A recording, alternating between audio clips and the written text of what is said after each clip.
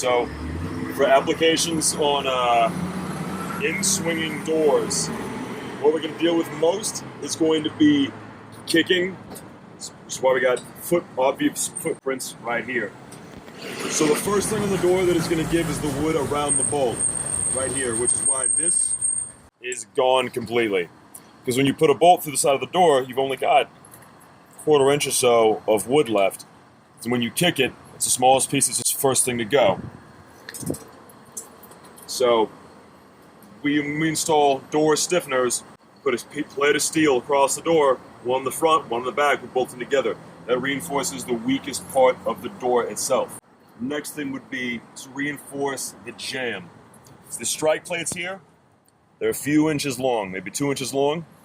If anything, they are for aesthetics rather than security. So when a blow is delivered to the door, all of the force is transferred to the bolt. So all the force is transferred to a strike plate that's about that long. What we do is we install strike plates that are 6 to 12 to 18 to 24 inches long, depending how you need them.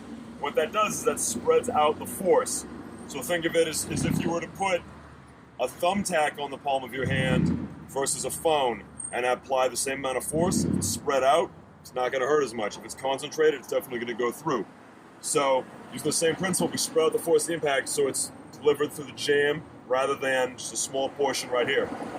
Also, when we mount these strike plates, we use screws that are 3.5 inches long versus screws that are an inch long.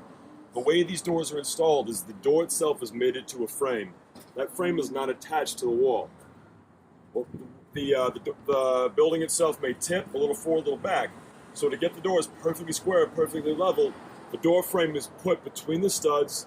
It is shimmed up to be level and plumb, and then it's screwed in place. These screws are going into the frame around the door, not into the studs, because they're only an inch long. So it's only attached to a piece of flashing about that wide and about that thick. So it's not a whole lot of wood to be defending if you start kicking it. So when we put in the strike plate, we put in 3.5 inch screws. That way they go through the face, the gap between the gap of air between the jamb and the stud and into the stud itself. So that way we're actually in the framing of the building. So we can see that the kicking was here. So the first thing to give was the wood around the bolts. Looks like they got chased off before anything else happened. But say this didn't give because it had been reinforced. The jamb would be the next thing to go. Say the jamb was reinforced. So that if the jamb didn't go, the next place that we would start attacking would be the hinge side. So the hinges are mounted to the door, and they're mounted to the frame around the door. And like the strike plates, they are mounted with short screws. They do not go all the way through to the studs. Usually on a residential door, we have the hinge at the top, we have the hinge at the bottom. So when we come through and we harden these doors, we add a center hinge, we install it with 3.5 inch screws, so you get more of the door, and you're actually getting the framing of the building. There's also options to have a continuous hinge to 2 pieces of interlocking aluminum running from the top to the bottom of the door. Now that also provides you with more room to adjust should the building shift, should the framing tilt at all. So depending on where you are, what the climate is, you may need to be doing that a lot. So a continuous hinge is not only a secure way to adjust the door, it also provides you with more flexibility moving forward as the door may or may not shift. So we can take care of the door, we then take care of the jamb, we then take care of the hinges. And we are reinforcing these in the order that they are likely to give out. So say we have somebody who's got, instead of a crowbar, instead of a brick, got a hammer. If you were to hit this with a 16-ounce hammer, this would just shear off and break. This looks like a solid piece of metal. It's in fact a piece of sheet metal that has been bent into shape. Under here is hollow. So the way that these are constructed, that's a lot less material, it's a cheaper product.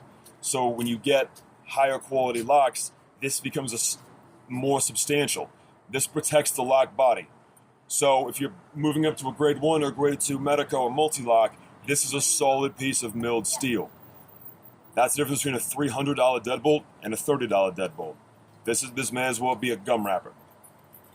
So if we're going to deal with any sort of forceful kind of knucklehead entries, it's going to be hammers, it's going to be kicking, or it's going to be crowbars.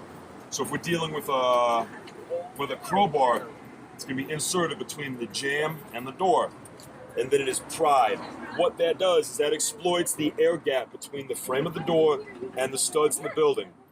The same way that we would be defending the same air gap that is attacked when the door is kicked. What we do here is that piece of wood that this is going into is only about that wide, only about that thick, and it can flex. So if you get a crowbar in here and pull, you pull the door a little that way, you bend the jamb a lot that way. So eventually, even though the bolt is thrown and it's still out, there's nothing for it to be thrown into because the jamb has been pried back out of the way. The door then simply falls open. To defend against that, we would use something called a latch protector. I would bolt to the door on the front and have various shapes to make it more difficult to get crowbars in place to pry the door.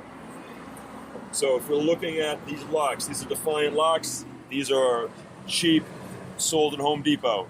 They're easy to install. They're also easy to rip off should you not have a key to the building and you want to get inside. So if we're dealing with kicking, brakes, crowbars, hammers, we got all that covered now. Now if we're dealing with somebody who's a little bit more surreptitious, maybe they got a lock, maybe they got a little bit of experience picking locks, using bump keys. You can get these open in about 10 seconds if you know what you're doing, and it's not that difficult. When we're upgrading the locks, when we're going to multi-lock, when we're going to Medico, the actual inner workings of the lock are significantly more complex and they're manufactured at a higher tolerance. When you are picking a lock, when you are pumping a lock, you are exploiting inconsistencies in the manufacture that are inherent when you don't spend a whole lot of money making the locks. When we move up towards grade 1 and grade 2 and towards Medico and multi-lock, they're manufactured with a higher precision. The higher precision the chamber and the cylinders are, the more difficult it is to exploit these various internal flaws. Yeah, and you can see that we're on Telegraph. We're in Oakland right now. If you look around, this is not low traffic. This is not hidden at all. This is broad daylight. Somebody clearly tried to kick the door, and apparently they got chased off. But even in such a high traffic area, there will still be attempts. So it's better to get these kind of issues addressed up front rather than after the fact. Actually, here, look at that. The bolt that should be thrown out of the knob there has been sheared completely off. It's missing entirely. That's what happens when you don't pay a whole lot for your lock set.